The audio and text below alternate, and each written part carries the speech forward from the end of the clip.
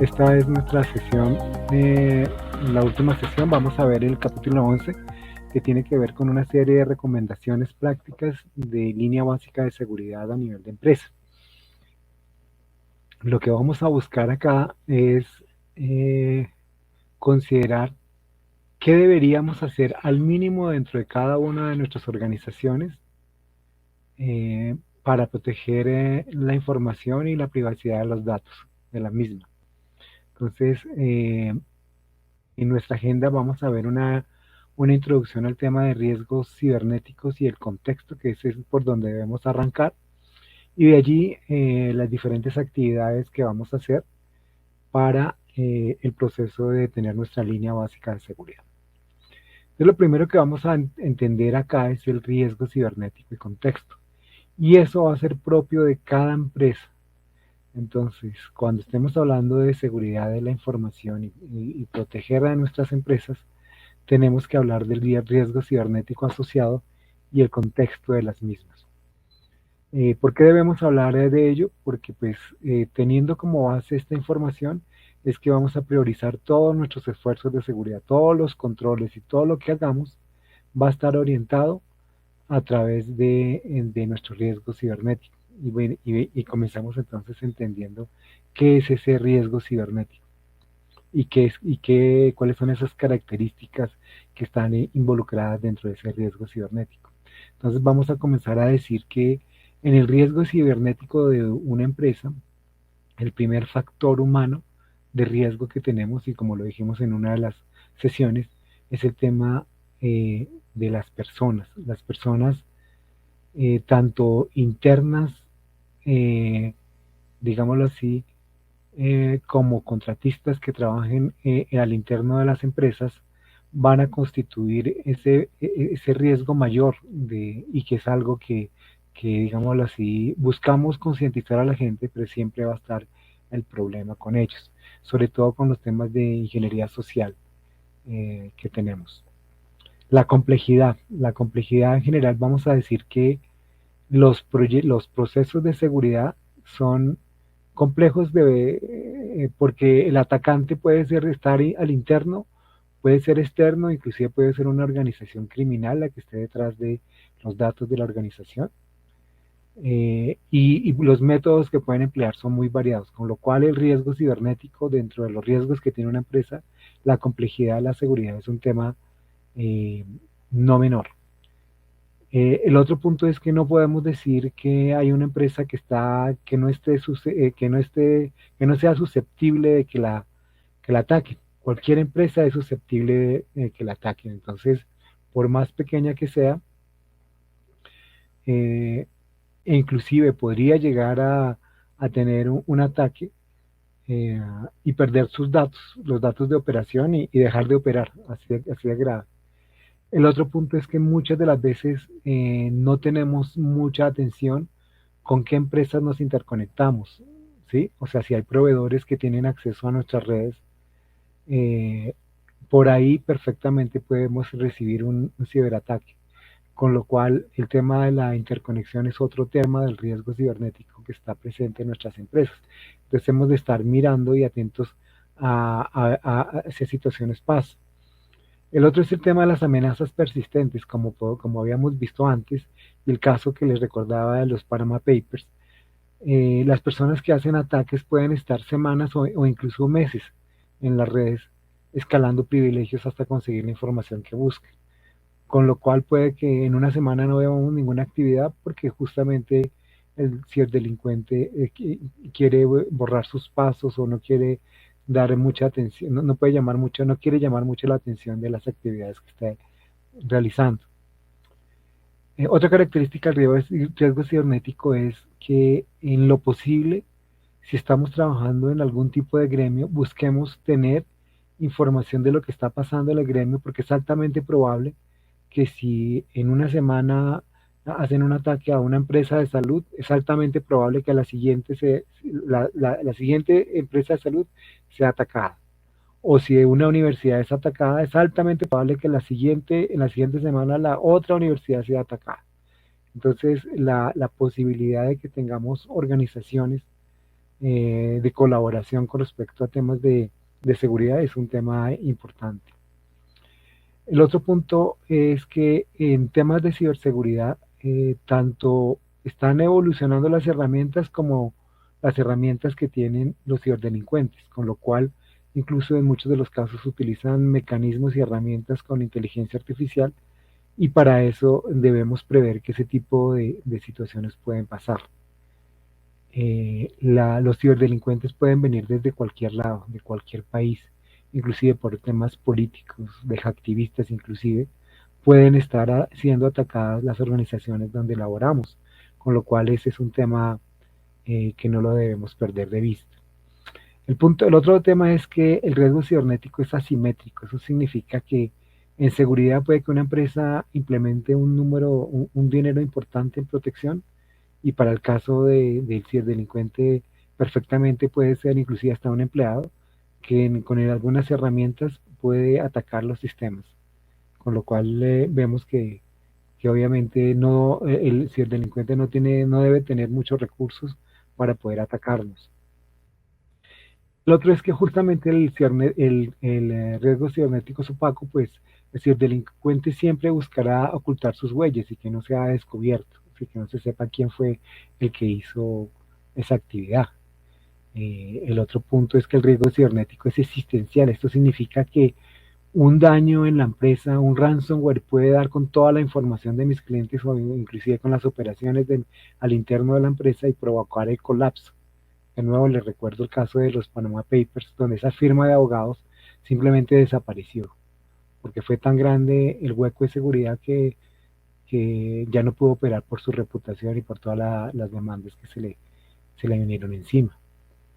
Entonces, el punto es que este tema de riesgo cibernético es algo que le puede suceder a cualquier tipo de empresa, grande, pequeña, mediana, y hay varias cosas que están en juego con el riesgo cibernético, y por eso es que decimos que el tema de la ciberseguridad es un tema, es una decisión empresarial, protegernos, y es un tema de supervivencia, porque podemos tener pérdidas financieras, daño a la reputación, podemos tener complicaciones legales, sí podemos, inclusive pueden haber robos de información de propiedad intelectual, y en muchos de los casos estamos obligados por la ley para cumplir, por ejemplo, leyes de protección de datos. Entonces, es un tema que definitivamente le corresponde a las juntas directivas tomar cartas en el asunto y atender este tipo de casos.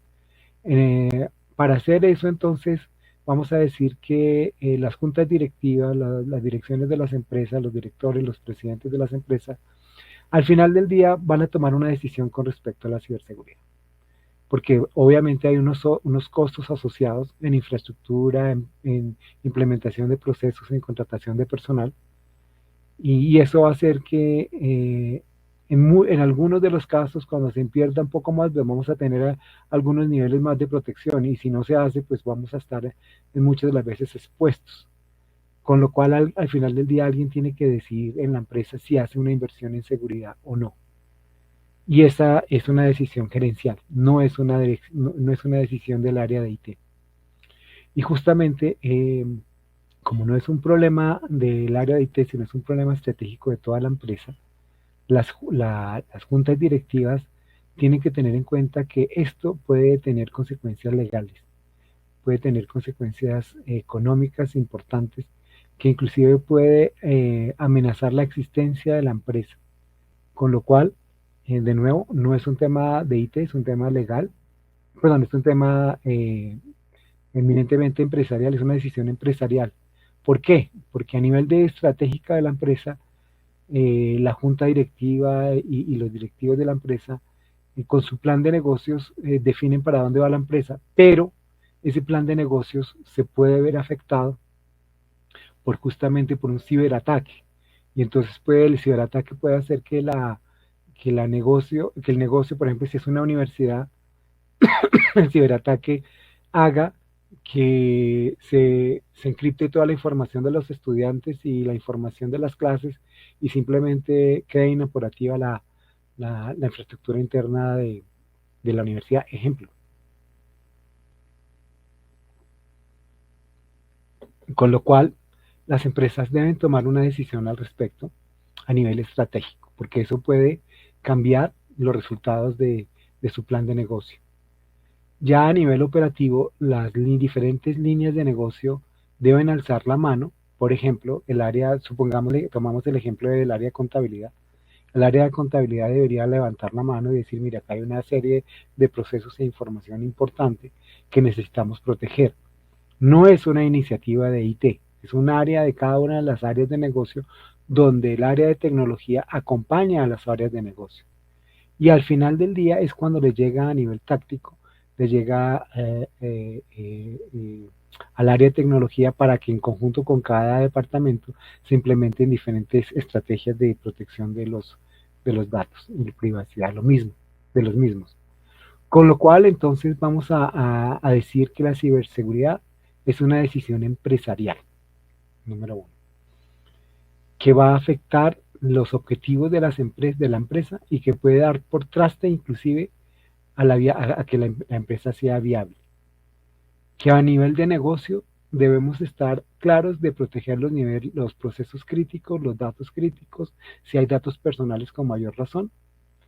Y a nivel táctico es donde viene tecnología a implementar todas las herramientas para la protección de datos y tener gente para hacer el monitoreo de los mismos.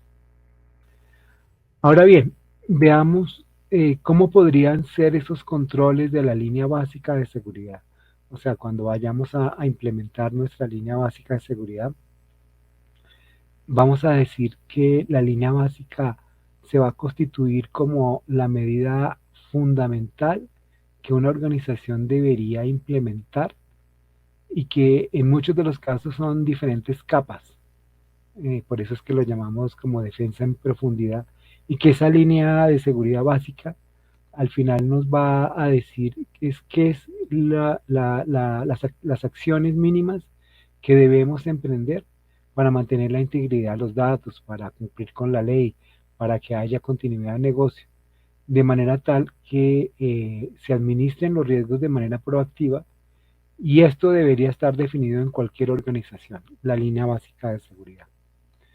Para ello, entonces, desde el punto de vista, digámoslo así, formal, contamos con la norma ISO 27005, que básicamente nos ayuda a gestionar ese proceso, que ya lo hemos visto en las clases, en las sesiones anteriores, donde lo primero que decíamos era establecer el contexto, que es decir, cuál es la información importante, de manera tal que a partir de allí y de un análisis de riesgo desarrollemos todo el proceso, que hagamos la implementación del plan de tratamiento de riesgos, verifiquemos, llegamos el ciclo virtuoso para ir mejorándolo.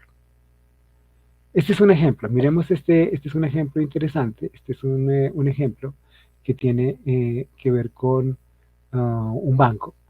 Y entonces en este banco hay un proceso, dice aportes de los propietarios, políticas, usuarios, procesos empresariales, todo el proceso en el banco, entonces hay unas unidades críticas, entonces el centro de contacto, el control de crédito en el banco, digamos así, esas son las áreas críticas de negocio.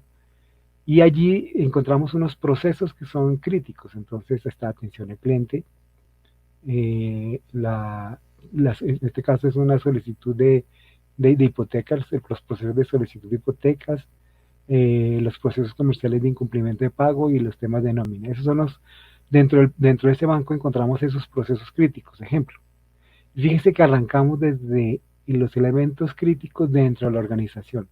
Para nada en este momento estamos hablando de herramientas de seguridad, sino solamente identificamos los procesos que son críticos. Sería interesante en este minuto que ustedes hicieran el ejercicio cuáles son los procesos críticos de sus empresas. Entonces, luego de identificar esos procesos críticos, digámoslo así, en donde dijimos que era la atención al cliente, la solicitud de hipoteca, incumplimiento de pago y la nómina, entonces vamos a decir que esos procesos críticos están sustentados en unas plataformas tecnológicas, por ejemplo en servidores de red local, que para el acceso a los usuarios hay acceso a una red de comunicaciones WAN, Hay un correo electrónico, hay servidores web, hay un mainframe principal, un equipo central y bases de datos de crédito. Esos son los activos críticos que identificamos que son importantes dentro de ese proceso crítico. Entonces, así arrancamos. Miramos cada uno de los procesos, miramos cuáles son las plataformas críticas dentro del proceso y una vez identificadas esas plataformas críticas, comenzamos a mirar cuáles son los requerimientos de seguridad que tienen esas plataformas. Habrá algunas plataformas que tengan digámoslo así, un tiempo de operación muy alto, que tenga un tiempo de restablecimiento de la operación en 8 horas, porque si no, si esas plataformas no están operativas, pues se va a comenzar a perder dinero. Entonces, esa asociación entre el riesgo y el impacto económico la debemos siempre hacer. O sea, revisemos de nuevo cuáles son los procesos críticos que tenemos dentro de nuestras organizaciones, cuáles son las plataformas críticas que sirven esas aplicaciones y qué pasa con el negocio si no está operativo en determinado tiempo. Eso lo tenemos que cuantificar porque al final del día es un impacto económico. Entonces, al ver eso, vamos a mirar la plataforma tecnológica, los servidores, qué tipo de fortalecimiento de la seguridad debemos implementar. En algunos de los casos debemos implementar un sitio de backup, por ejemplo, un sitio eh, con georredundancia, de manera tal que si un servidor de estos críticos cae o es atacado, se pueda levantar el servicio en otro data center, por ejemplo. Y eso lo vamos a llamar como análisis de resultados después de hacer la evaluación de los riesgos y el impacto. Y posteriormente entonces tenemos que priorizar. Entonces, si bien identificamos que hay diferentes servidores, vamos a decir, bueno, vamos a priorizar la atención al servidor web, al acceso WAN, a la base de datos, al servidor, y escribimos como tal la prioridad que tienen dentro de la organización y el nivel de impacto, de manera tal que entonces podamos establecer un plan de recuperación y un plan de continuidad, que eso lo vimos en la sesión previa. Eso lo debemos tener claro, sobre todo el tema de tener claro cuáles son los activos y cómo vamos a priorizar cada uno de esos activos que son críticos. En ese proceso entonces de básico de seguridad de la información, eh, hay acciones que debemos sí o sí realizar. Entonces, una vez identificados las servidores, las plataformas, los equipos que son críticos, pues procedemos a hacer un escaneo, ¿sí? Un hacking ético, como vimos en la sesión anterior. Hacemos una evaluación de riesgos, hacemos un análisis de deficiencias de las plataformas, encontramos que en algunas plataformas a través de las pruebas de vulnerabilidad, encontramos que hay servidores que están desactualizados o que no se están cumpliendo. Tenemos que diseñar políticas justamente para proteger estas plataformas y procesos, y después de eso tendríamos nuestra arquitectura de seguridad ajustada. Eh, Implementamos los controles de seguridad e implementamos elementos avanzados de seguridad como detección de intrusos. Pero tenemos que hacer unas acciones básicas que son lo mandatorio que debemos hacer o mínimo que debemos hacer. Entonces vamos a decir que la línea básica de seguridad, digámoslo así, contiene o considera los controles que atienden los riesgos más comunes. O sea, si sabemos que en general en el mercado hay unos riesgos, unos ataques muy típicos, pues nos vamos a encargar de atender esos ataques típicos, de hacer esas acciones mínimas de protección de los datos, lo debemos realizar y implementarlos, de manera tal que con esto estamos haciendo el cumplimiento del nivel básico de seguridad. O sea, eso es lo mínimo que deberíamos hacer al interno de nuestras organizaciones. Entonces, en ese orden de ideas, lo siguiente que tenemos que comprender es la información que tenemos que proteger, los datos, las bases de datos, los archivos, los accesos, qué información tenemos de datos privados, de datos personales, de datos sensibles. Eso lo debemos tener absolutamente claro porque justamente todos nuestros esfuerzos de controles de seguridad es para proteger esa información. Si uno no sabe qué proteger, pues va a estar en serios problemas, ¿no? El siguiente punto es evaluar y decir, bueno, qué soluciones de seguridad se adecúan pues para atender estos requerimientos, de manera tal que solamente las personas que requieren tener acceso a la información lo hagan. Y bueno, y después hacer la implementación y de nuevo tener que hacer las pruebas de vulnerabilidad. O sea, las pruebas de vulnerabilidad son algo que siempre va a estar presente en nuestras actividades, digámoslo así, recurrentes.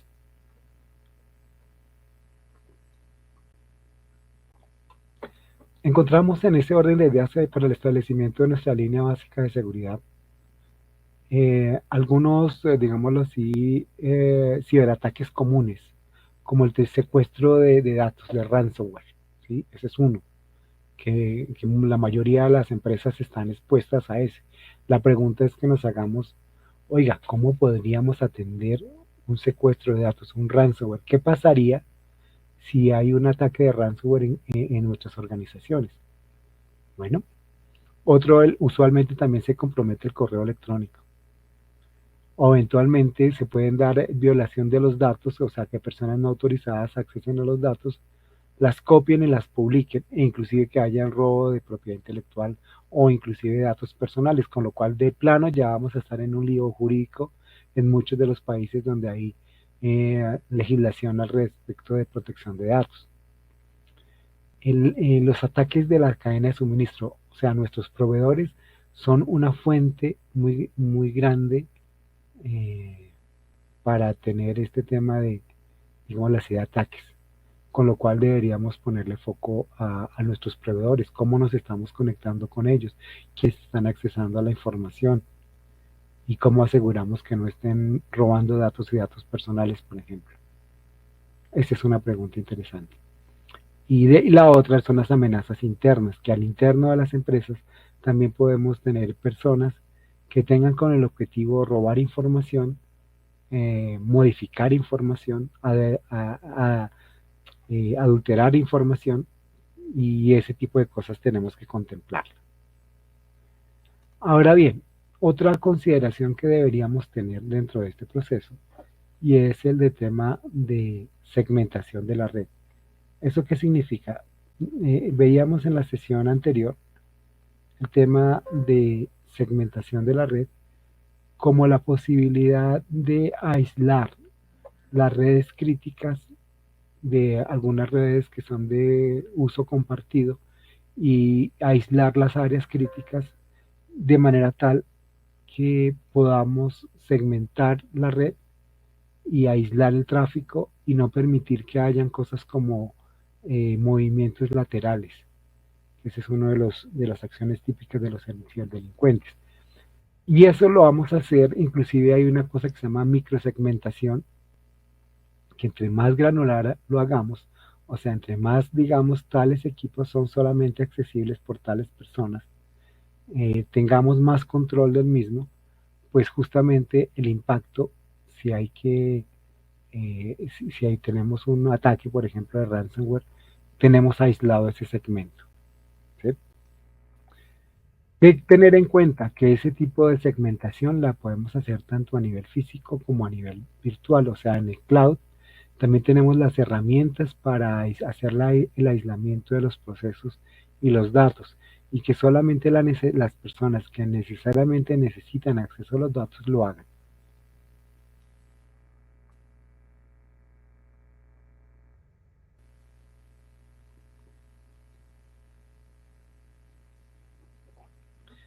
El tema de los parches y las actualizaciones periódicas.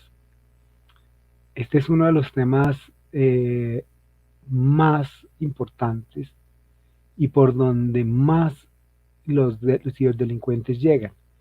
Porque si tenemos los computadores desactualizados, los enrutadores desactualizados, tenemos el firewall desactualizado, el IDS, el IPS desactualizado, si tenemos los servidores de aplicaciones en Windows desactualizados, si tenemos las aplicaciones de Linux desactualizadas, si tenemos desactualizado el antivirus y el software de cada una de las estaciones de trabajo, pues vamos a tener un serio problema. ¿Por qué? Porque como lo veíamos en la sesión anterior, para los ciberdelincuentes tener herramientas que hagan una evaluación si un servidor o una computadora tiene el software actualizado o no, es supremamente sencillo. Y si por alguna razón no tiene el software actualizado, pues esas mismas herramientas le van a decir, ese software que tienes allí está desactualizado, con lo cual vamos a tener, un segundito, vamos a, a tener mecanismos para hacer un ataque. Entonces buscamos el exploit y atacamos. Entonces, si nosotros no hacemos una actualización del software de nuestras estaciones de trabajo, de nuestros servidores, de los enrutadores, de, del firewall, de las diferentes plataformas, del software de la impresora, del software de la cámara de video, o sea, de las diferentes plataformas que están en nuestras redes, pues vamos a tener problemas. Del software de los access points. ¿Por qué? Porque esos elementos, si no están actualizados, pues van a ser una opción muy clara para que por allí se comiencen a meter los ciberdelincuentes, porque encuentran esas vulnerabilidades y, y atacan de manera muy simple con herramientas para inyectar estos malware y hacer los exploits. Otro tema es las configuraciones seguras, o sea, si podemos asegurarnos que configuramos los equipos sin el password por defecto y las configuraciones por defecto, vamos a avanzar muchísimo. Y eso aplica tanto para dispositivos de red, enrutadores, switches, firewalls, IDS, IPS, como las plataformas de los servidores, el software del software, los servidores, el antivirus o las aplicaciones locales. O sea, la configuración de las mismas desde el punto de vista de seguridad es un tema crítico. O sea, que no dejemos abiertos aplicaciones que no van a estar en uso, usuarios que no van a estar en uso, usuarios sin password o con password muy débil. El otro son los temas de control de acceso y para eso habíamos hablado antes previamente y era tener controles de accesos buscando tener el cumplimiento del privilegio mínimo.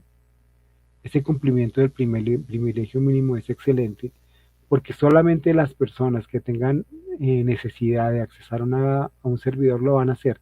El resto, por definición, van a estar bloqueados. Eh, Ahora el otro tema es la capacitación y concientización a los empleados en temas como el phishing, ¿sí? Todos estos correos electrónicos que nos dicen, uy, usted se ganó la lotería, dele clic acá. O el bitching. Entonces, el bitching es cuando lo hacen por teléfono. Entonces, llaman y con la voz de inteligencia artificial emulada de un jefe, digan, necesito que tal persona haga una transferencia de dinero a tal cuenta, pero suplantando a la persona. Y eso se hace, digamos así, a través de la voz. Entonces vemos que eso se lo llamamos bitch. O a través del SMS que lo llamamos smishing. Entonces, en ese caso, muchas de las veces llegan correos y dicen, oiga, hemos detectado comportamiento anómalo en su cuenta del banco X. Dele clic acá para tener más información, por ejemplo. Y en muchos de los casos, esos son mecanismos justamente para tomar control de los dispositivos. ¿Sí? El otro es el ransomware, capacitación y concientización sobre el ransomware. Entonces ahí vienen las preguntas. Uno, con respecto al ransomware, ¿cómo se puede proteger? Y alguien diría, bueno, no, pues, ¿qué pasa en un ransomware? Pues los datos de los servidores, de los computadores quedan encriptados, con lo cual no se pueden accesar a los datos. Entonces, ¿qué deberíamos sí o sí tener? Un plan de copias de respaldo. Y probar recurrentemente esas copias de respaldo. O sea, que diariamente o semanalmente o cada 3 días o cada mes, dependiendo de la empresa, pues se haga un proceso de actualización del software. Porque, ¿qué pasa? Si tenemos un ataque de ransomware, pues lo que va a quedar comprometidos van a ser nuestros datos, los datos inclusive datos personales, datos de negocio, datos confidenciales, eso va a quedar ahí comprometido. ¿Qué deberíamos hacer entonces desde el punto de vista de la línea básica de seguridad? Tener esos respaldos, esas copias de respaldo realizadas y probadas. O sea, este es un más. O sea, es algo que tenemos que sí o sí hacer. La pregunta es, ¿lo estamos haciendo hoy día dentro de las organizaciones? Y esa es una de las preguntas clave. Siguiendo con esta línea, con la línea básica de seguridad, deberíamos estar contemplando todo el tema del manejo de contraseñas. Como mencionábamos, ojalá que las contraseñas sean mayores de 12 caracteres o de 14 caracteres. O como vamos a mirar posteriormente, que pudiésemos tener los mecanismos de autenticación multifactor, o sea, que utilicemos más de un medio para conectarnos y comprobar que somos nosotros. En lo posible no utilizar el Wi-Fi público, justamente porque son mecanismos que en la mayoría utilizan mecanismos que son inseguros, que sí pueden tener acceso a nuestras máquinas. El otro tema es el trabajo en remoto. Entonces, que tengamos la atención de tener dentro de la red, protegida la red en casa, de manera tal que podamos tener ese trabajo remoto. El otro tema es que, bueno, ya le dije lo de la Wi-Fi público, en lo posible no lo utilicemos. El otro tema es la suplantación de identidad. Entonces, que como mencionaba, alguien se puede pasar por ser el dueño de la empresa o ser el padre de familia, y si emplean mecanismos de phishing, ya sea en computador o por cajero, pues vamos a tener una exposición alta. El punto acá es que estemos en entrenamientos continuos, porque este tema de la seguridad va variando con día, mes con mes. No es lo mismo las consideraciones de línea básica de seguridad que tenemos ahora, las que se tuvieron hace 2 años, por ejemplo.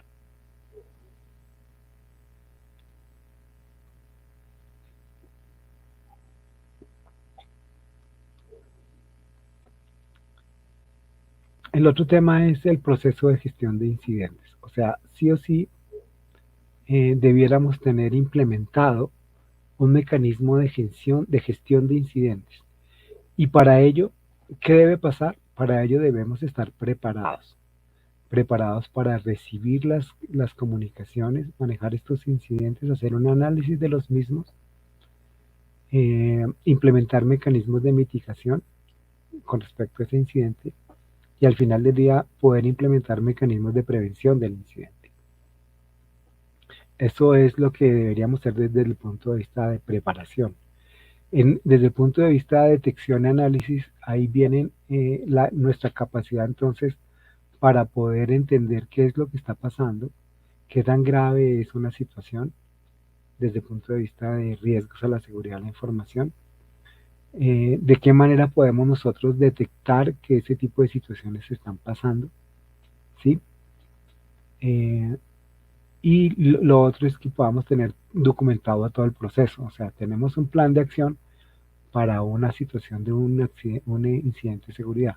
Eso lo debemos tener aprobado e inclusive por la junta directiva en muchos de los casos. El otro es el tema de la contención y la erradicación y recuperación, y es la capacidad entonces para que nuestros sistemas puedan recuperarse ante un ataque y que el sistema entonces sea resiliente y pueda seguir operando. Y que después del día que pasó, las personas que están involucradas en tecnología estén, digámoslo así, convencidas de que están haciendo las cosas que hay que hacer para proteger la información. Eso es algo que tenemos que hacer. Y al final, las lecciones aprendidas. Entonces, el grupo como tal debiese documentar todos los procesos que se cursan en lecciones aprendidas, que al final del día entonces le puede servir para en otras situaciones o a otros grupos en el futuro. La realización de copia de seguridad.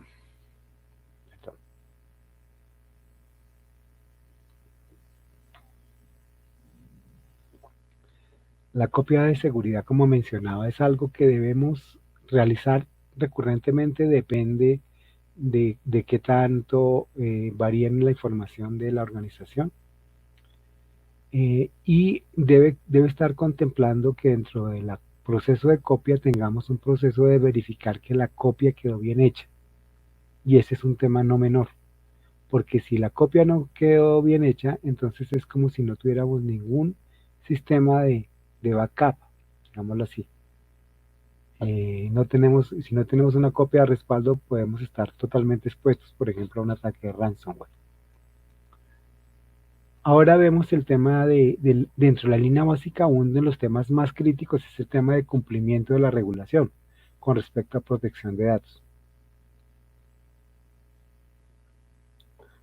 Y todo comienza justamente porque las diferentes áreas misionales estén enteradas de qué es esto del cumplimiento de la regulación con respecto a la protección de datos, de manera tal que los responsables de los datos, los responsables de los activos de información, sepan claramente qué les va a pasar si alguno de esos activos es comprometido.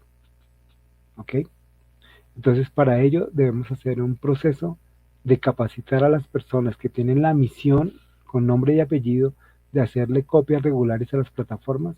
Es algo que debe pasar sí o sí. Dentro de este proceso, digámoslo así, de línea básica, hoy día también debemos contemplar el cifrado de los datos cuando están en tránsito o cuando están en reposo, de manera tal que tengamos control, independientemente si el usuario se está moviendo o no, que podamos hacer un perfil, digámoslo así, de lo que está pasando con los datos que están en el centro de datos, que están en movimiento o cuando se intercambian información entre los diferentes usuarios. La supervisión y registro, lo habíamos mencionado, y es que en la línea básica de seguridad podríamos estar hablando ya con nombre y apellido de herramientas que nos sirvan para hacer esta supervisión de la seguridad, para el monitoreo de los eventos de seguridad, porque de lo contrario entonces vamos a estar, digámoslo así, ciegos ante las diferentes actividades que puedan estar pasando, que un ciberdelincuente quiera metérsenos en la red.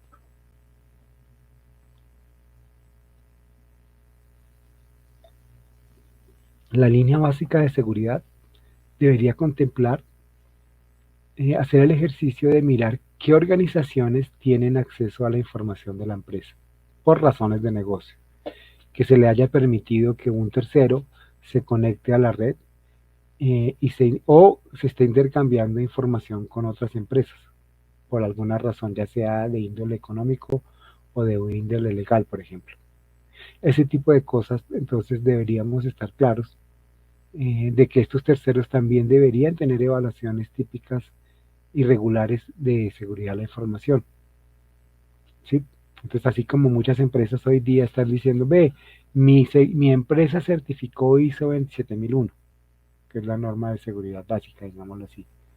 Nosotros deberíamos, dentro de esa certificación de la ISO 27001, hay un capítulo que tiene que ver con gestión de proveedores.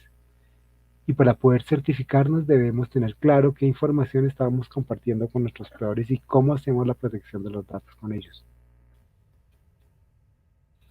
Posteriormente, entonces, hay una actividad que es muy importante, que es la auditoría de seguridad.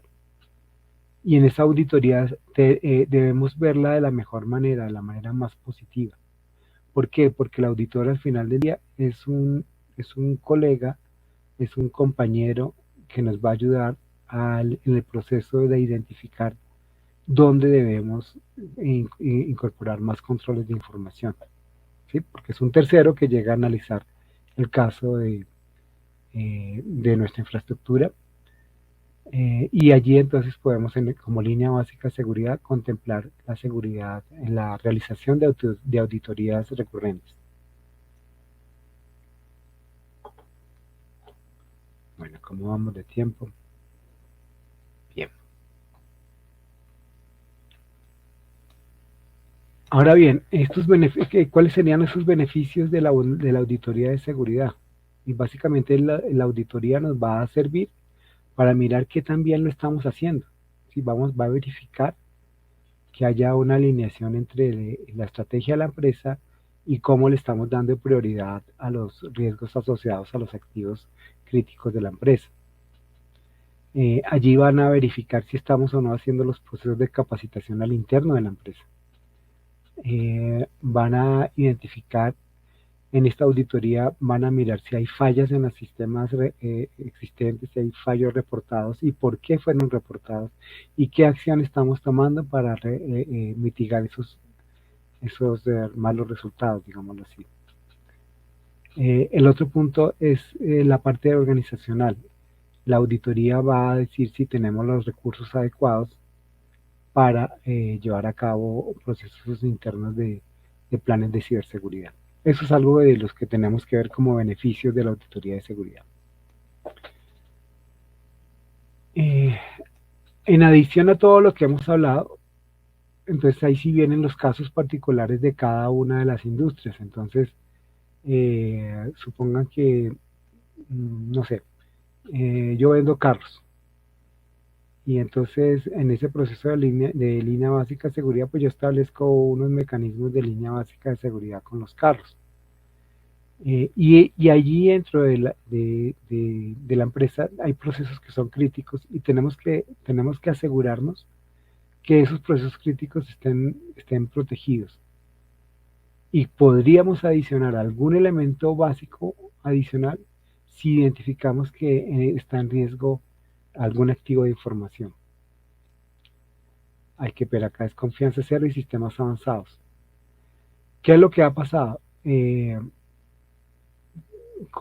Después del COVID vimos un aumento de los procesos de teletrabajo. En muchos de los casos estamos haciendo una migración hacia la nube. Como les mencioné, tenemos muchas relaciones con nuestros proveedores y al interno entre las empresas hay un área de IT, donde está tecnología y servidores clásicos, y está una parte de OT, donde están operaciones. En este minuto, en muchos de los casos, se están dando procesos de convergencia de IT con OT e inclusive IoT, porque en ese orden de ideas el área de exposición que tenemos en nuestras empresas se vuelve más grande y eso lo debemos contemplar en el análisis de seguridad y en línea base de seguridad. Entonces acá hay un tema que lo habíamos visto en la primera sesión, que es el tema de seguridad de confianza cero. Bueno, en el proceso de confianza cero, hay 6 dimensiones mínimo que debemos estar revisando, que son, de un lado, la identidad de cada uno de los usuarios, llámese empleados o contratistas, deben poderse identificar claramente en los sistemas. En todos los sistemas debemos tener claramente identificado cuáles son los privilegios que tiene cada una de estas personas. También tenemos que hacer una revisión a la infraestructura donde corremos esas aplicaciones, de manera tal que las aplicaciones de emisión crítica o estén operadas en modo redundante o se tengan mecanismos ante un desastre, que sea cada una operación en cloud, por ejemplo. Eso lo debemos tener en cuenta. La parte de la analítica, o sea, en la confianza cero lo que nos dice es que debemos estar monitoreando constantemente los datos, ¿sí? De manera tal que si identificamos algún cambio en el proceso, lo podamos ajustar rápidamente. De la misma manera las redes, porque las redes de comunicaciones pues se hacen en un diseño, pero con los temas de seguridad de confianza cero, puede que las redes también se vean, digámoslo así, impactadas. La parte de las aplicaciones dentro de la confianza cero, vamos a decir que muchas de las aplicaciones interactúan entre sí y tienen interfaz de programación APIs. El punto es que con las aplicaciones, así como los usuarios, debemos en algunos de los casos tener muy claro quiénes tienen acceso a esos servidores y también si esos servidores tienen la capacidad de accesar servidores externos para intercambiar información, por ejemplo. Del lado derecho también tenemos los dispositivos, entonces los dispositivos son los medios por los cuales los ciberusuarios van a hacer las comunicaciones. Y aquí también debemos partir de la premisa de confianza cero. ¿Sí? Entonces, esa confianza cero la vamos a ver en cada una de las opciones. Bueno, ¿Cómo comparamos esta confianza cero con con las actividades que se realizaban previos al COVID-19, por ejemplo? Que con la implementación de la confianza cero y el COVID-19, hoy día eh, vamos a tener mucho más control. Entonces, antes digámoslo así, la implementación de las tecnologías y la arquitectura de confianza cero, muchos de los dispositivos pues apenas se configuraban, pero no más. Los dispositivos en general necesitan atención, y como vamos a ver acá a continuación, cada uno de estos equipos inclusive debe manejar mecanismos de autenticación fuerte.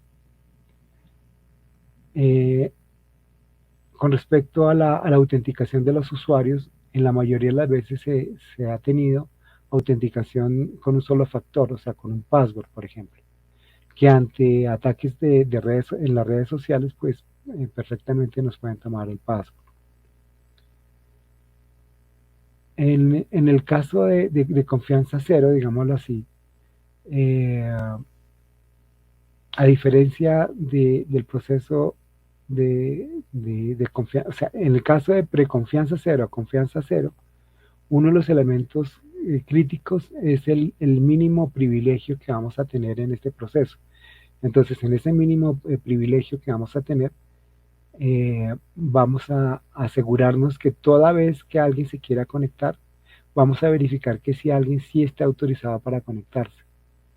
En lo posible, si pudiéramos eliminar las contraseñas, sería ideal.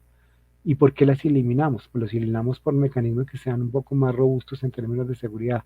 Por ejemplo, el iris del ojo, o puede ser a través de huellas biométricas, huellas dactilares, por ejemplo, de manera tal, o inclusive como veremos con elementos de doble factor de autenticación, a través de un SMS que nos llegue que podamos confirmarlo. El punto aquí es que en todo momento deberíamos contemplar el mínimo acceso a las aplicaciones por parte de los usuarios y solamente se les asigna los privilegios mínimos. El otro es la verificar los dispositivos.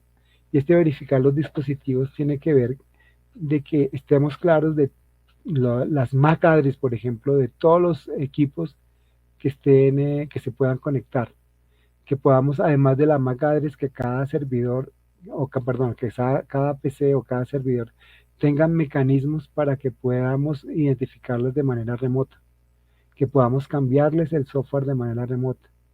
¿Sí? Esa es una de las cosas críticas que tenemos.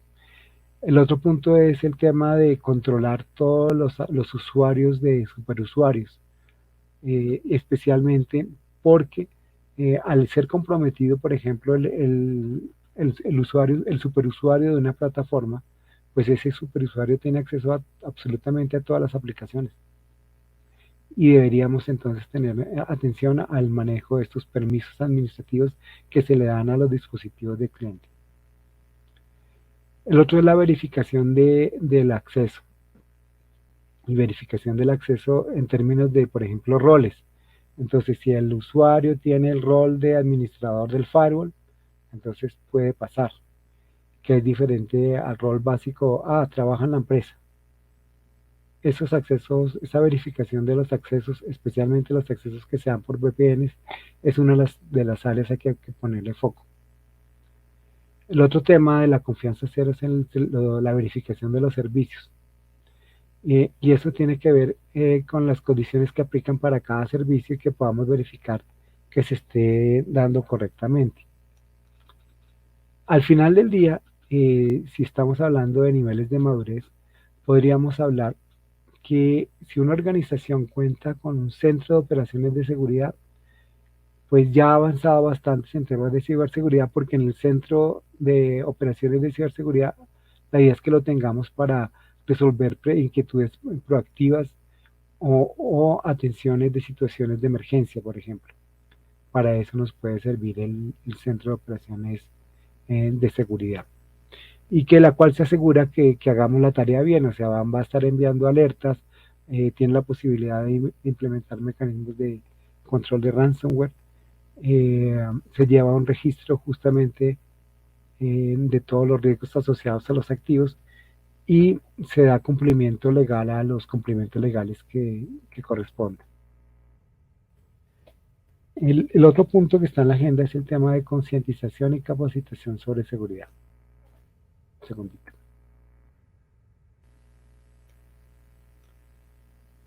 Bueno, y acá tenemos un punto y es un proceso. Y es el tema de cómo hacemos el manejo como tal, eh, todos los procesos de capacitación y concientización sobre seguridad. Y entonces aquí debemos comenzar es por la junta directiva.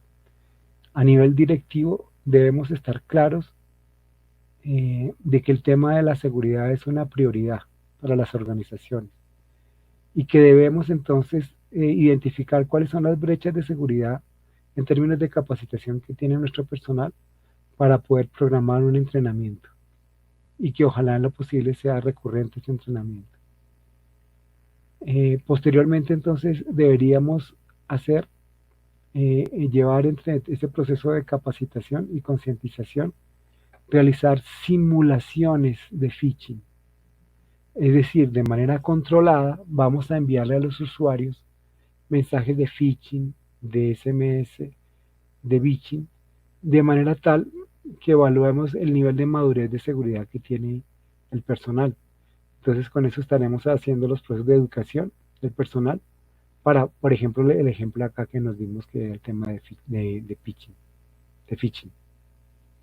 Y como tal tener una documentación de todo el proceso. O sea, esas son de las cosas que sí o sí debemos tener. Al final del día, entonces, en temas de concientización sobre seguridad, al menos deberíamos contemplar que los usuarios pueden controlar o más bien eliminar el tema del phishing por las capacitaciones que reciben para dominarlo.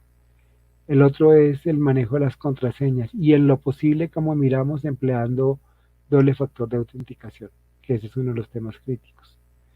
Acá vemos el tema de manejo de malware, porque de manera inocente alguien podría estar entrando un malware al sistema a través de una USB, por ejemplo. ¿Sí? Ese tema deberíamos estar y tenerle foco. Y de ahí para adelante entonces vienen ataques sobre las mismas redes a la infraestructura que tenemos al interno. Bueno, eso es lo que teníamos que ver con respecto a las recomendaciones de seguridad para las, las empresas. Ahora vamos a hablar un poco.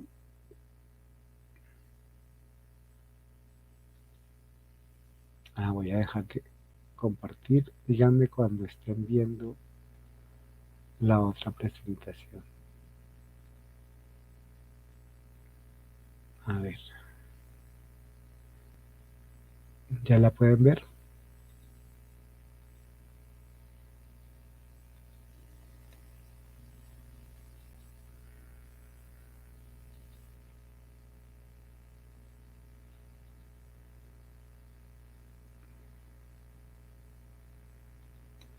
Listo. Entonces, el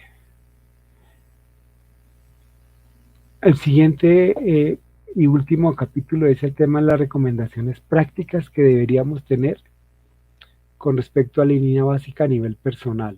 O sea, y aquí vamos a hablar de diferentes facetas. O sea, vamos a hablar de cómo nosotros operamos desde, como por ejemplo, cuando estamos trabajando desde la casa, cuando estamos atendiendo los hijos, el cuidado que debemos tener con ellos, cuando estamos haciendo compras en línea, ¿sí? Entonces veamos cómo procede. Pues vamos acá a hablar de temas de uso seguro de dispositivos, cómo no, ver el tema del comportamiento seguro en línea, cómo hacemos prevención del acoso cibernético y de qué manera podemos responder ante un incidente de índole personal, o sea, de tipo personal. Y bueno, y qué debemos en general hacer para mantener este tema de concientización en temas de seguridad.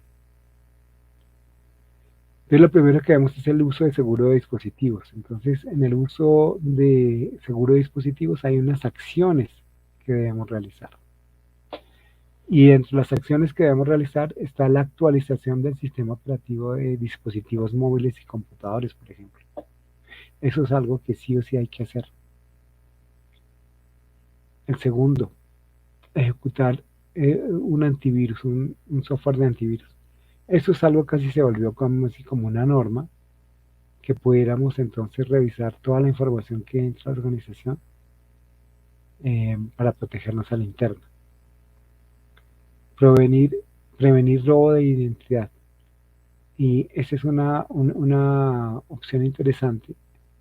De hecho, ya me pasó donde el robo de identidad puede llegar a, si por ejemplo se hacen el ataque a una empresa de salud, la información nuestra, o en mi caso, ya quedó publicada en Internet.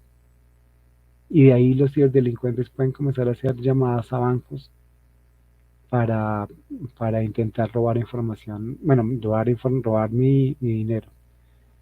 El otro es en los dispositivos como los computadores, que tengamos activado y actualizado el firewall, que tengamos y manejemos políticas claras de contraseñas, que evitemos instalar software desconocido que usualmente viene con spyware y adware, o sea, con avisos no solicitados. ¿Sí? Y el otro tema es hacer una copia de respaldo, que la copia de respaldo siempre nos va a servir eh, como una acción personal, digámoslo así. El otro es el uso seguro de dispositivos en el hogar. Entonces, usualmente no le ponemos foco a los temas de seguridad en los hogares. Y eso es algo que debemos contemplar desde la instalación de un antivirus en los diferentes dispositivos que se conecten, llámese terminales móviles o computadoras. Revisar que nuestros servidores, perdón, que nuestros PCs no tengamos aplicaciones sin utilizar, o que, que en este caso tengamos usuarios y aplicaciones que no se estén utilizando, que también son una fuente por donde nos pueden atacar. Que elijamos contraseñas seguras y contraseñas diferentes inclusive para el correo y la información de redes sociales. Porque si comenzamos a utilizar el mismo correo, pues vamos a estar en serios problemas. Porque si el ciberdelincuente puede utilizar esta información para él sí violar los sistemas. Como mencioné, el tema de revisar la privacidad de las cuentas de los usuarios de redes, es algo que hay que hacer. Debemos establecer si habilitamos o no el PIN, por ejemplo, de los equipos en Windows, o deberíamos tener la posibilidad de manejar información de seguridad biométrica. Bueno, y la parte de las copias de respaldo que ya mencioné, y en lo posible cambiarle la contraseña al Wi-Fi.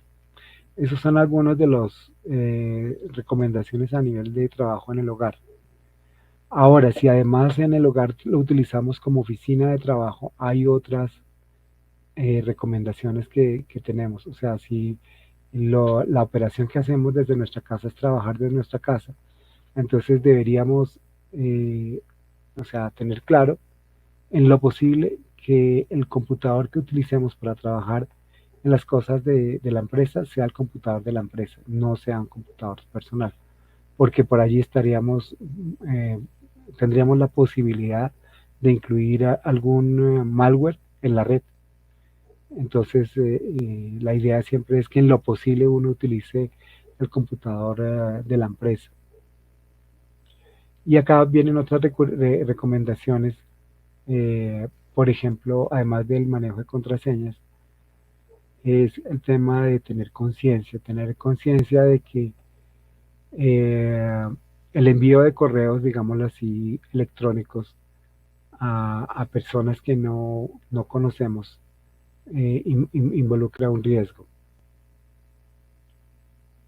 Eso sobre todo si lo hacemos desde correos empresariales. El, el publicar información en redes sociales de cosas del trabajo, esa es otra fuente, digámoslo así, de riesgo muy grave, porque por allí podemos tener infiltración de datos. Eh, Dependiendo de la criticidad de nuestra operación, si utilizamos, por ejemplo, correos públicos para enviar información confidencial de la empresa, pues estaremos en muchos de los casos violando algunas normas de las empresas. Tener en cuenta que algunos de los dispositivos IoT que tenemos en nuestras casas, como cámaras de IP, Access Point, esos dispositivos, si no los mantenemos actualizados, son fuente de riesgo y de ataque para los mismos computadores que tenemos en la empresa. El comportamiento seguro en línea. Entonces, acá hay una serie de directivas que debemos seguir cuando estamos conectándonos en línea. Entonces, en lo posible que no vayamos a responder mensajes o llamadas sospechosas y sobre todo a decir que alguien nos llame y nos diga, oiga, lo estamos llamando del banco tal, le hemos enviado un código eh, porque necesitamos resolver algún problema suyo. Entonces, porque vimos una mala actividad, digamos, una actividad sospechosa. Y justamente a través de eso, pues sí, efectivamente a la persona le llega un mensaje de texto y el ciberdelincuente le dice, oiga, dícteme la clave que le llegó ahí. ¿Sí? Y efectivamente el SMS dice, viene del banco tal. Entonces, como viene del banco tal, uno dice, bueno, eso debe ser, está claro, sin problemas. Pero ahí eventualmente puede ser que nos hayan hackeado el correo, tengan control del correo, por ejemplo, eh, o quieran cambiar la contraseña. Y a través de ese código, ese es el código para cambiar el correo de contacto. Entonces, eh, de esa manera no se pueden estar entrándose a nuestras cuentas porque nosotros leímos un SMS que teóricamente nos había sido dirigido de manera legal, digámoslo así. En lo posible, no dar o sea, si nos llegan muchos correos que el que lo está originando no sabemos quién es, pues si no sabemos quién es, simplemente no lo abramos, porque es altamente probable que por allí tengamos que alguien se quiera colar a nuestro sistema, a nuestra computadora, y esa es una forma la más sencilla. Hay otros tips acá en esta lámina con respecto al manejo del dinero en una sesión online, y más bien miremoslos en esta lámina. Y es, si yo estoy haciendo unas compras, en lo posible no lo hagamos en Wi-Fi públicos, porque dependiendo de los Wi-Fi, como les mencioné, muchos de esos ya los mecanismos de seguridad que tienen han sido violados, entonces fácilmente alguien nos está pudiendo capturar la información que tenemos por el Wi-Fi público. Entonces, en lo posible no utilicemos Wi-Fi público para realizar operaciones bancarias, por ejemplo. Eh, en lo posible, activemos el antivirus y el firewall en nuestra máquina cuando hagamos en general con operaciones o compras en línea. No lleguemos a aceptar, no, que usted se alcanzó a ganar la lotería o que tenemos una recompensa suya de una fabricante de automóviles. Si usted nunca visitó al fabricante de automóviles, de manera tal que en lo posible no le demos clic a este tipo de anuncios, sobre todo que vengan en redes sociales o correos electrónicos de usuarios desconocidos. En lo posible, bueno, ya mencionamos el tema de las contraseñas seguras y pensemos muy bien a dónde le damos clic. porque puede que nos encontremos en un problema serio. Lamentablemente me pasó hace poco en un miembro de mi familia que en mi país hay una cosa que se llama el seguro obligatorio contra accidentes para los vehículos. Y entonces la gente comienza a buscar pago del seguro del automóvil en internet, así de simple. Y al primero que vio le dio clic y ahí le dio. Y no se comprobó si ese sitio realmente era un sitio real para venta de, ¿cómo se llama?, de pólizas de seguro. Y resultó que el familiar pues perdió todo su dinero. Compró un seguro del vehículo falso y con lo cual perdió su dinero. Eso y estar monitoreando nuestras cuentas de banco y reportar cualquier transacción que sea sospechosa y que no la hayamos contemplado para poder comunicar oportunamente a las autoridades. La prevención del acoso cibernético. Entonces acá tenemos que tener mucha atención con los niños y adolescentes. Eh, en algunos de ellos, por ejemplo, con los niños, teniendo controles parentales, explicándoles los temas de seguridad a los niños, ¿sí? Hablándoles claramente de qué puede pasar y, e indicarles que eventualmente pueden tener ataques por las mismas redes de Internet, de manera tal que al final del día lo que quisiéramos y lo que buscamos es que los niños estén informados, de manera tal que no, y si inclusive tienen situaciones de ciberbullying, digámoslo así, eh, hay acá algunos tips como por ejemplo manejar las cuentas de redes sociales como privadas, solamente los grupos que sí o sí a los que quiero comunicarme pues están allí, que no pueda entrar cualquiera a la red social del niño, digámoslo así. Tener un acompañamiento de los padres, digámoslo así, eh, permanente con los niños e informar a las autoridades de cualquier situación de este tipo, de manera tal que se tomen cartas en el asunto lo más pronto posible.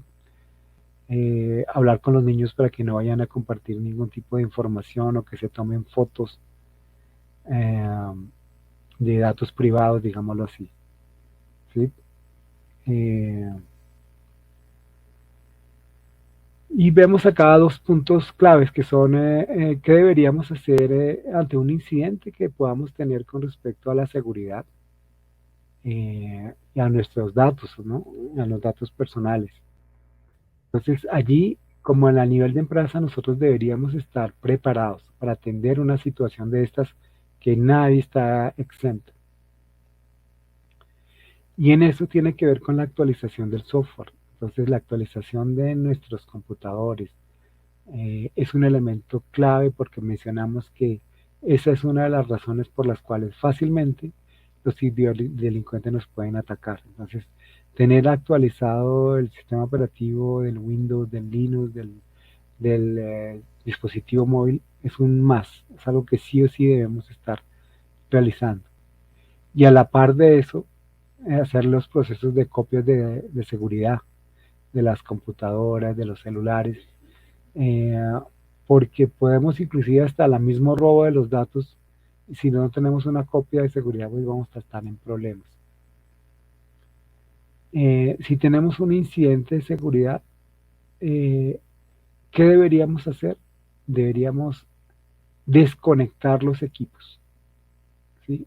O aislarlos si son dispositivos móviles, de manera tal que podamos informar a las autoridades de esa situación. Por ejemplo, si tenemos un ataque de ransomware en la casa, lo desconectamos porque de un lado, en algunos casos se pueden recuperar los equipos si están prendidos aún y en muchos de los casos la clave aún está en memoria y se puede recuperar. Hay herramientas para que uno evalúe la memoria de la computadora. El otro punto que debemos contemplar es es el tema ya lo mencioné, el tema de las copias de respaldo. ¿Dónde tenemos esas copias de respaldo? Si tenemos copias de respaldo en la nube o tenemos copias de respaldo localmente. Eso lo tenemos que tener claro. En nuestra lista de contactos, por ejemplo, en los celulares, sacar una copia de la lista de contactos es algo sencillo, pero es muy importante en la medida en que nos atacan un celular y el único mecanismo que hay que hacer es formatearlo, por ejemplo. Entonces, ese tipo de cosas de copias de seguridad es algo que debemos sí o sí estar realizando. El otro es que estemos en lo posible informados de amenazas, actualizados, leyendo un poquito de qué es lo que está pasando, para que justamente no nos vaya a pasar. Ahora bien, si el tema es muy crítico, en lo posible debiéramos buscar profesionales que nos pudieran ayudar a resolver la información, por ejemplo, de nuestros datos, que por alguna razón los datos de nuestro computador fueron comprometidos. Y ahí tenemos realmente información muy importante y no le tenemos copia. Deberíamos en lo posible identificar personas que nos puedan ayudar desde el punto de vista técnico a resolver ese tipo de incidentes. Y como tal, nosotros a nivel personal obviamente tenemos una labor y es mantenernos informados de las amenazas, de lo que está pasando, de las prácticas, del phishing que se está generando, porque cada vez es más lo que se genera de phishing. Acuérdense que si bien pueden atacar nuestro celular o nuestro correo, el ciberdelincuente muchas veces nos quiere utilizar para poder tener acceso, por ejemplo, a las redes de la empresa donde laboramos, por ejemplo. ¿Sí? Entonces comprometen a una persona que pertenece a la red y por ahí se buscan colar. Si pudiésemos hablar de temas de seguridad con nuestros amigos, familiares, colegas, esto es algo que nos ayudaría en todo ese proceso para identificar y estar atentos de lo que está pasando. En general deberíamos dedicarle tiempo, así como le dedicamos tiempo a ver artículos interesantes en TikTok, videos interesantes en TikTok, deberíamos también sacarle tiempo a ver cómo podemos mejorar día con día, digámoslo así, todo el manejo de los datos personales. Bueno, estos fueron los dos temas que teníamos para el día de hoy. Yo voy a dejar de compartir y vamos a abrir la sesión para que vengan preguntas.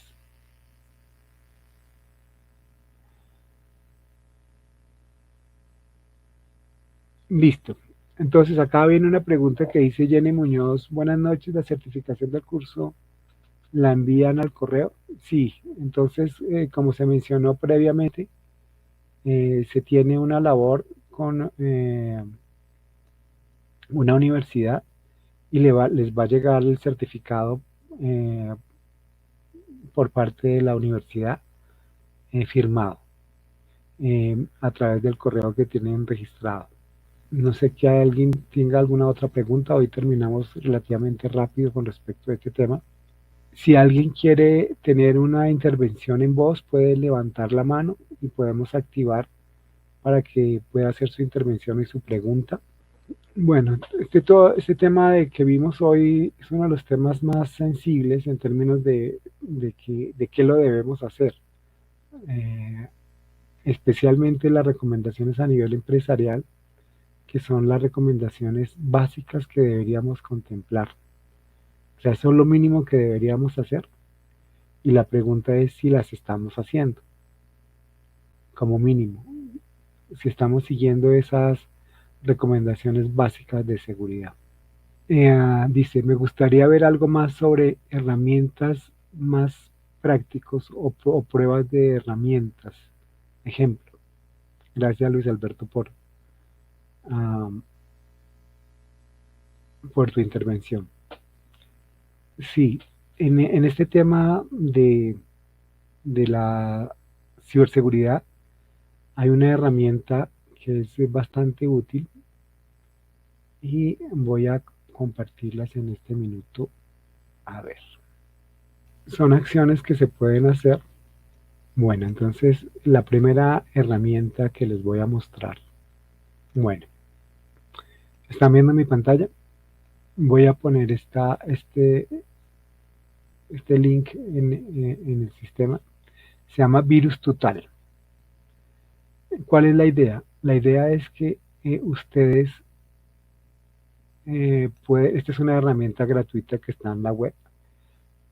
Ustedes pueden subir, escoger un archivo y él los va a analizar o, y esta es una muy interesante, le pueden dar la dirección URL de un servidor. Entonces supongamos que ustedes tienen la dirección de un servidor.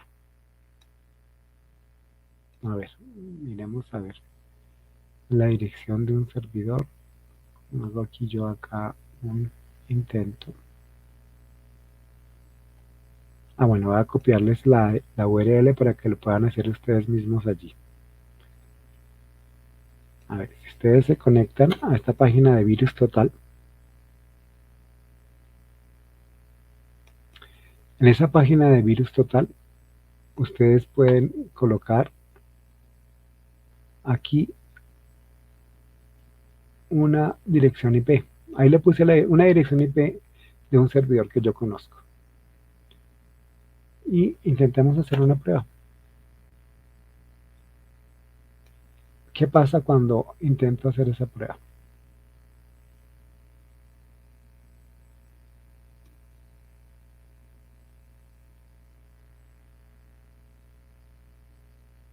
Entonces, miren lo que me saca. Hace un análisis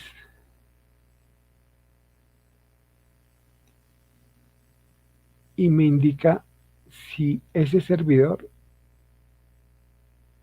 reporta algún problema de algún virus, ¿sí?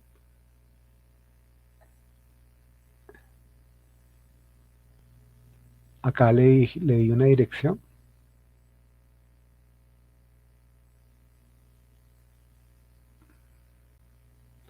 Por ejemplo, acá me dijo que era un servidor Apache, porque es un servidor web.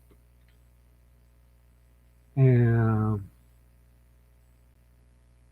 ¿Qué más me está diciendo acá? Miren una cosa interesante. Me dice que este servidor está utilizando WordPress 6.13. ¿Sí? ¿Y por qué eso es importante? Porque con esa información yo podría buscar y decir en un navegador, podría buscar en vulnerabilidades. Entonces voy a mirar si están viendo mi pantalla, a ver qué pantalla están viendo. Entonces, acá.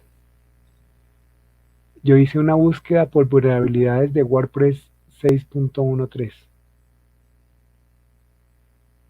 Entonces, acá me aparecen algunos registros que la 6.1.1 tiene problemas. A ver. Entonces, busquemos en WP Scan, que es otra herramienta. Entonces,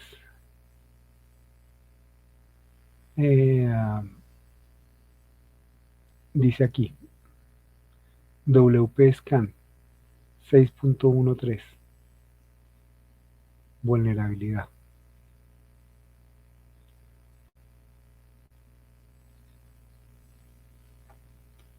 Entonces, a ver, voy a compartirles pantalla. A ver. Dice WordPress 6.13, SoftPress 6.13, SQL Injection. ¿Sí? El plugin que tiene es SoftPress y ese tiene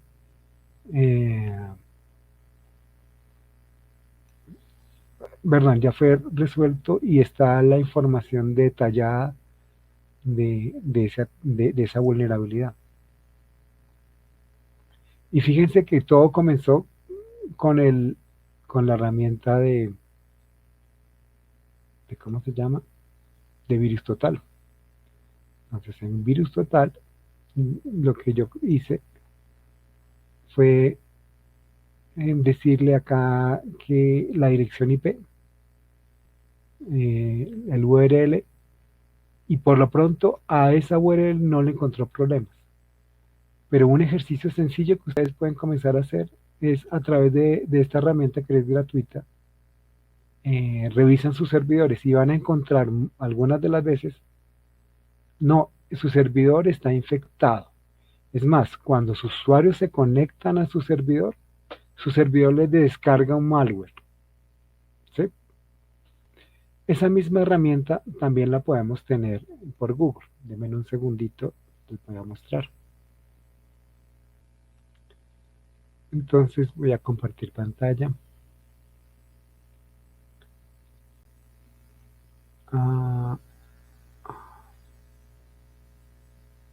Entonces en Google también tenemos una herramienta semejante donde uno puede poner el prefijo de la URL o acá el dominio y puede hacer un análisis. Por ejemplo, pongámosle este nombre.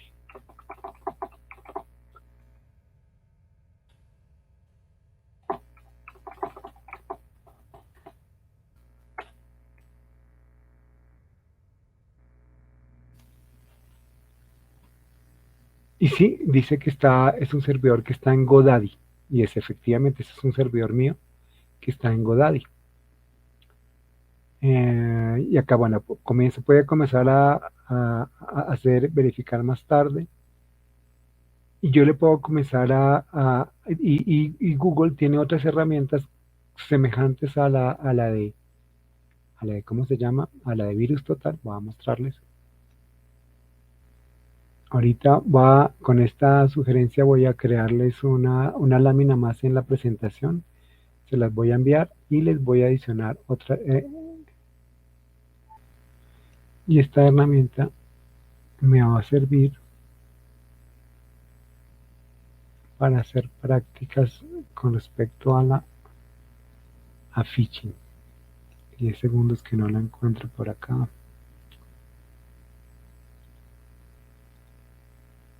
Y la herramienta que se me hizo acá está.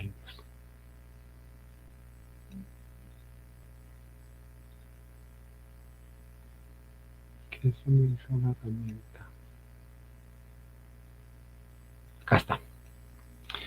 Esta herramienta les pido que la utilicen muchísimo al interno de sus empresas. Se las voy a copiar aquí.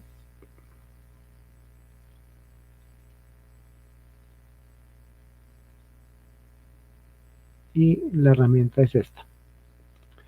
Dice, puedes detectar cuando te están engañando. Entonces, este es un test que nos da Google. Entonces, la persona lo que hace es, comienza el test, se registra, coloca su nombre y su correo. Es una herramienta de Google. Y le comienza a presentar diferentes ejemplos, por ejemplo, de correos electrónicos y mensajes que le llegan a la persona, y la persona tiene que entrar y mirar si ese correo es un correo válido o no, si es un correo con phishing o no. Y la herramienta de Google le va a decir por qué es un correo de phishing. Entonces, los invito a que se conecten a esa dirección y comiencen a probar esta herramienta que es bien interesante. La otra herramienta que pueden utilizar bastante es esta, se llama la de Kali Linux.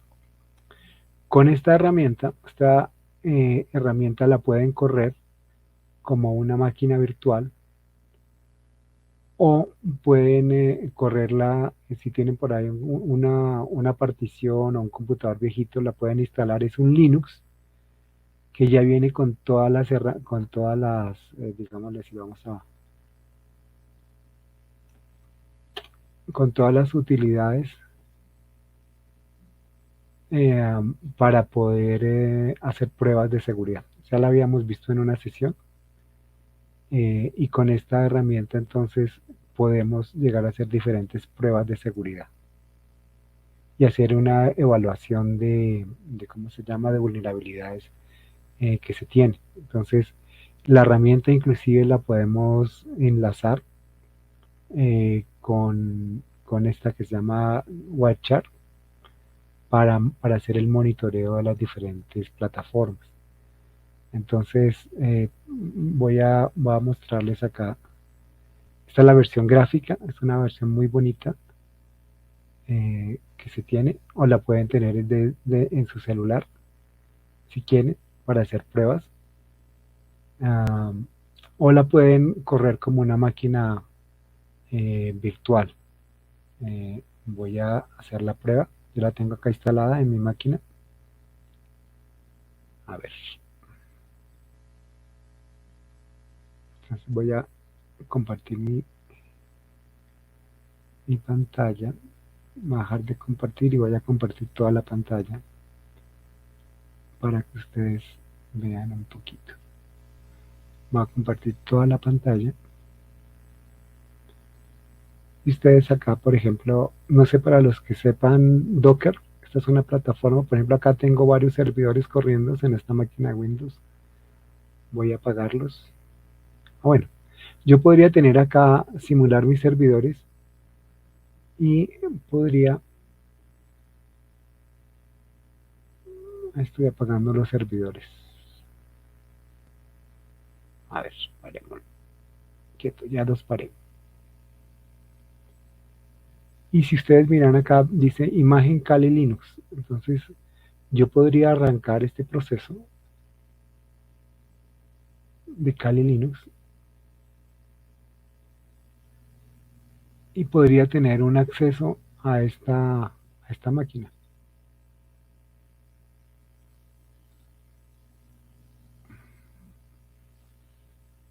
Bueno, realmente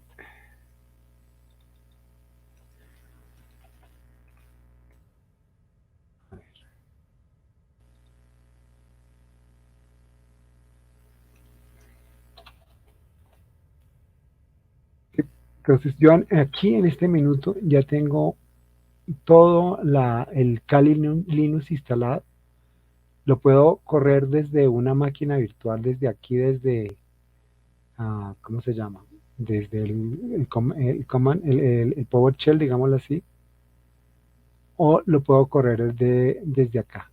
Y acá la plataforma tiene las herramientas, o lo puedo hacer de manera gráfica para comenzar a hacer los diferentes pruebas. Entonces, la herramienta me da, o sea, la plataforma tiene programas que me permiten hacer análisis de vulnerabilidad. Entonces, si yo tuviese acá otra máquina dentro de supongamos que yo tuviera acá un servidor, yo podría comenzar a correr un código, por ejemplo, podría correr Nmap, que es el Nmap. Bueno, podría correr la herramienta de Nmap para poder identificar si un servidor tiene puertos abiertos, por ejemplo. ¿Qué puertos abiertos tiene? Podría poder correr otras rutinas desde acá para hacer el análisis de vulnerabilidad de los servidores. Entonces, esta es una de las herramientas de Kali Linux que podríamos estar viendo. Recién la instalé, pero la idea es que uno le pueda comenzar a hacer, utilizarla tal cual como nos la proponen acá. Entonces, eh, en esta, ya sea en celular o acá como en una máquina virtual, uno puede comenzar a hacerle ejecutar esas rutinas de prueba del Kali Linux. Bueno, esa sería otra de las herramientas que podríamos estar utilizando. Dice Luis Alberto, o sea, el Kali Linux cuenta con una serie de herramientas avanzadas para hacer escaneo de direcciones. O sea, de hecho, inclusive sobre el mismo Kali Linux yo puedo tener una herramienta que se llama el Metasploit, Y con el Nmap puedo hacer un análisis bien interesante de los servidores y es una herramienta gratuita. Dice Luis Alberto, alguna para hacer un barrido de los dispositivos en la red, tengan o no tengan el mismo rango de IP. Bueno, sí hay herramientas pues, que pueden hacer barridos como tal de direcciones. Una de ellas es la que te comento de Nmap para que me diga qué servidores están en la red, digámoslo así, en el segmento donde yo estoy, uh, de manera tal que con el conocimiento de la red que yo tenga puedo ir avanzando para hacer descubrimiento de qué servidores están conectados. Dice Luis Alberto que si se puede realizar una PC local, sí, este es el ejemplo de la demostración que te acabo de mostrar, yo lo monté sobre Docker. Docker es un manejador de contenedores y es muy liviano. O sea, si miramos, voy a abrir acá una consola y vamos a mirar, le voy a decir,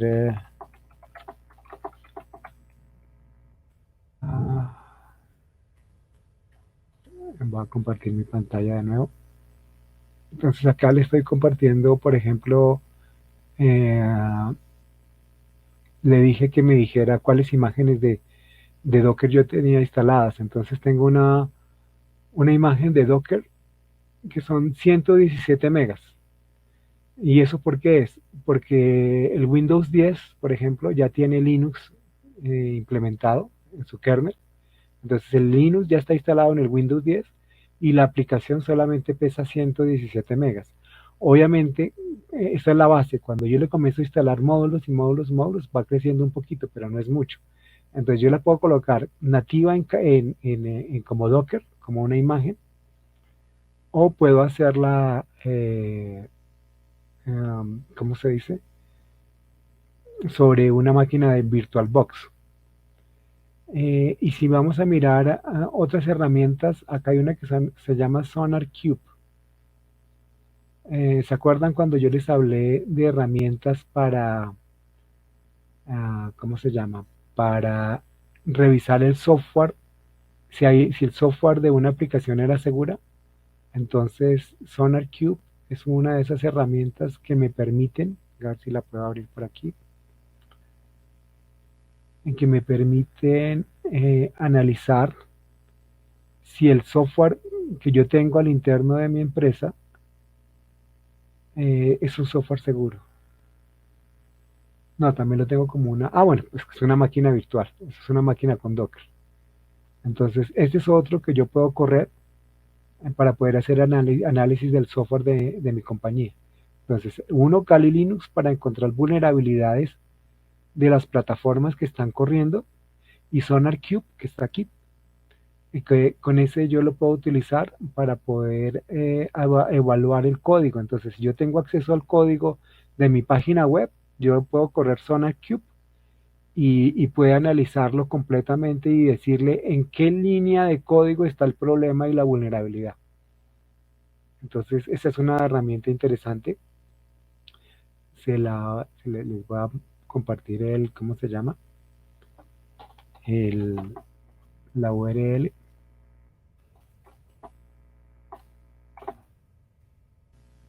Bueno, entonces acá voy a compartirles aquí, voy a hacer un chat, les voy a compartir esa pantalla. Entonces acá en esta página de SonarQube me permite hacer un análisis de código y lo utilizan mucho los desarrolladores. A ver, que nos muestra de características. Las empresas que la utilizan pues son empresas muy fuertes en el mercado. Obviamente hay una versión gratuita y hace el análisis del código. se llama SonarQube. A ver, por acá donde tenemos más. Ahí, como les dije, hay una forma de utilizarla de forma gratuita, obviamente. Bueno, hay videos que lo explican. Bueno, meter este Sonar Source, Sonar Cube. Es la versión Sonar. A ver, que no me equivoqué. Sonar Cube. Sí, está bien. Sonar Cube. Acá, Sonar Cube. Sonar Cube, que es la versión de desarrolladores. Bueno, es la que yo tengo. Ustedes se registran y pueden intentar hacer el trabajo de revisar. Obviamente, eh, si se dedican a eso, pues obviamente hay una versión de un pago básico. Pero esa es una de las licencias que pueden utilizar. Bueno. Dice Luis Alberto, ¿esto se puede instalar sobre Windows 10 o Windows 11? Sí, claro. El Docker, tú lo puedes instalar sobre Windows 10 o Windows 11, más en Windows 11, inclusive con los Windows 12 y cosas de esas, porque ya tienen el Linux instalado. Y sí, Docker se escribe tal cual como la mostraste, entonces voy a mostrar de nuevo a mostrar la página de Docker. E instalar Docker es muy fácil, o sea, es el tema de manejo de lo que se llaman microservicios. Esta es la página de Docker. Entonces, ¿qué hacen ustedes? Se instalan este programa. Si lo tienes en Windows, está para Apple, para Linux, y tú corres este programa y se hace la instalación y deja, uh, y luego puedes comenzar a construir y hay miles de programas que puedes montar acá. Entonces, puedes instalar diferentes aplicaciones, o sea, a ver dónde encontramos una lista de las aplicaciones que puedes instalar. Mira todas las empresas que utilizan Docker. Ajá.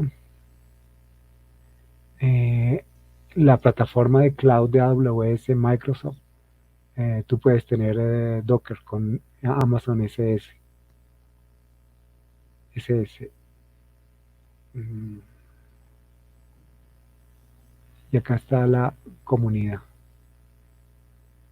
Esa es la versión de community también. Y este también es gratuito, obviamente, si yo ya lo tengo de manera empresarial, pues voy a tener acá hay una Docker Hub. Miren este tema que es impresionante. Docker Hub. Entonces, muchas de las herramientas que hablamos de seguridad las pueden encontrar acá en Docker Hub.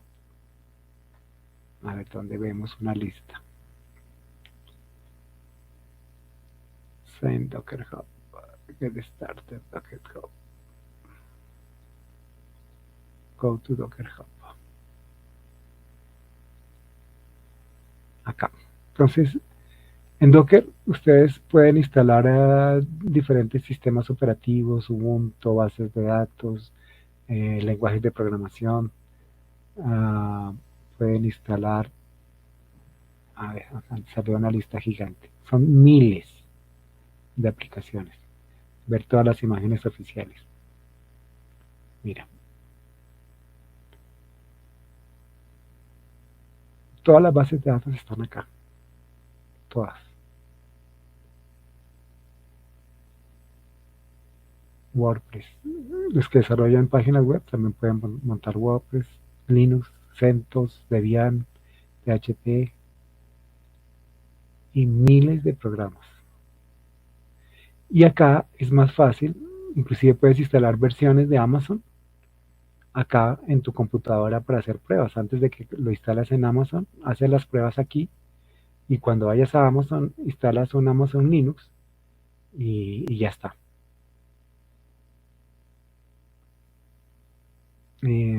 Acá también hay herramientas para hacer evaluaciones de Wi-Fi, evaluaciones de seguridad de Wi-Fi también. Y son miles ¿cómo se llama? De imágenes que se pueden tener acá. Lo que piensen de software libre está acá, porque lo que se maneja usualmente en la nube se maneja es con contenedores. Y esto es el manejo de contenedores. Entonces, aquí ustedes le dan por alguna de las herramientas de software libre. Por ejemplo, digamos que vamos a buscar Kali Linux. ¿Qué pasó? Algo salió mal.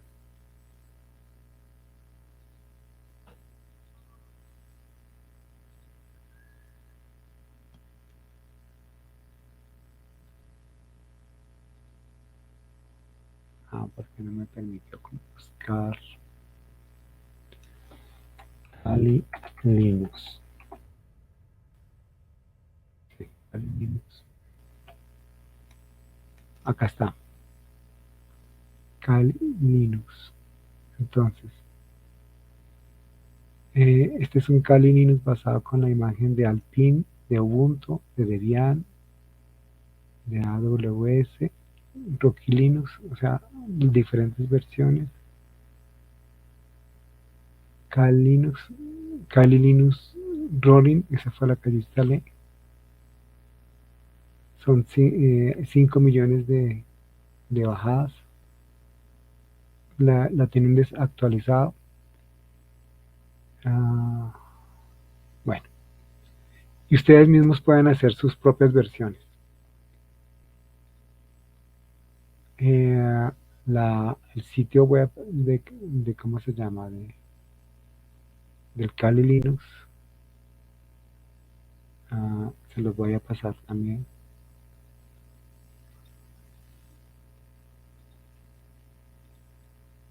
A ver, ¿qué pasó aquí?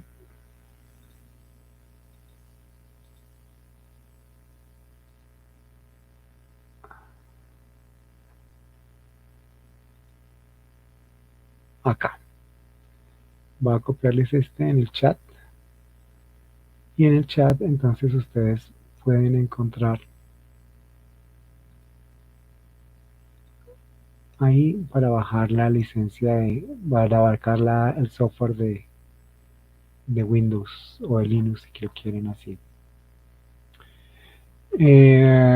Sí, dice VirtualBox o Hyper-V, sí, también.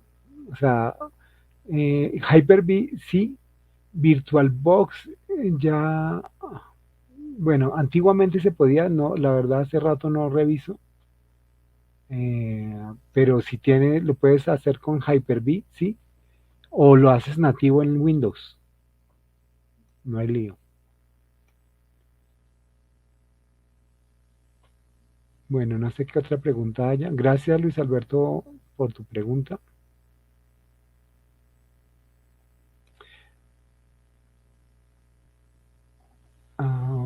No sé si hay alguna pregunta adicional.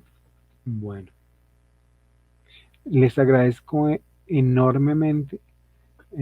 Voy a dejar acá mis datos por si a alguien le interesa o tiene alguna pregunta posteriormente.